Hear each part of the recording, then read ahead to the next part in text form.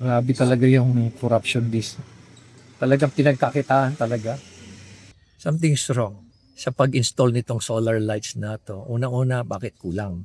Malaki yung missing. 1,290. Pero yung nabibilang namin when we did our counting, 691 ka. At yung distance hindi na sunod. Bakit 7 meters? Dapat 12 meters. Ako personally, na ako rito, glaring yung overpricing. Kasi mismong supplier ang pinagawan ko ng costing eh.